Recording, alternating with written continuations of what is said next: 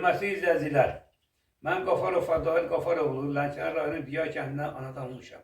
Hal-hazırda həmin kənddə yaşayıram. Torpaqların bütövlüyü yolunda 94-cü ildə mənim Qafarov, Hikmət Qafaroğlu, oğlum 15-i, yanvarın 15-ində şəhid olmuşdur. Qarabağ Turma şəhid olmuşdur. Mən şəhid atasıyam. Mən torpaqla bağlı Maladiyə müraciət eləmişəm. Maladiyə məni eşitmir.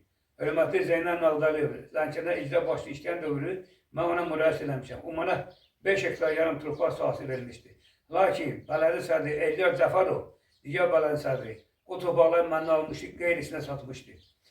Mən dəfələrlə müraciət, mənə torpaq verib 93-cü ildə, amma mənə sənəd verilir. Dəfələrlə müraciət eləmişəm, baş prokurora müraciət eləmişəm, rayon prokurora müraciət eləmişəm.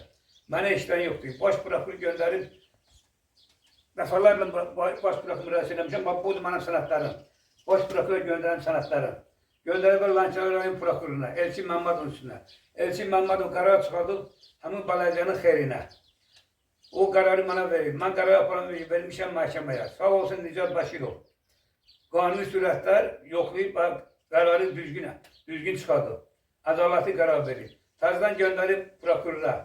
Tarih Ələkbarın üstünə. Tarih Ələkbarov da yenə həmin qərarı verib.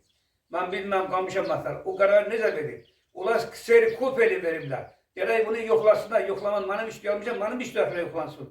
Mənim işləyəm yoxlamırlar, baladan çağırırlar, məni çağırmırlar. Nə, mən yazmışam, məni niyə çağırmırlar? Artıq mən müstəqil mənə hüquq gəldi, səni mən indi basacağım. İndi işləymişəm, üstəlik böyük yerdə işləyir. Əgər dövlətə belə qanun varsa, xahiş edirəm, o da bizi, bir şəhid ailələr bir dəfə rədd eləsin, bizə şəhidlik verməsinlər. İndi də dəfələrlə müraciət edirəm, nə qədər burada, inanmışsın burada, nə qədər saxta sənədlər də var burada. Belediye mənə torpaq vermirsə, mənə o qədər pul ala bilmirsə, Rusiya vətəndaşı 3 hektarlarla, 5 hektarlarla, 2 hektarla torpaq verir. Onun üçün afont verilir. 2009'da bir diğer balası ləğv olub. Şilavat kəndinə birləşir. Həmin peçədi 2020 müsahibələr üzərində. Torpaq satırlar yazda 2007 diğer balası. O da o sənədlər məndə tutmuşam, o sənədlər məndədir. 2020'de sen torpaq satırsansa, niye 2007 qoysan orada? O tarihi 2007 qoysa. Mən də azlıqlar götürmüşəm, mən sübut eləmək üçün.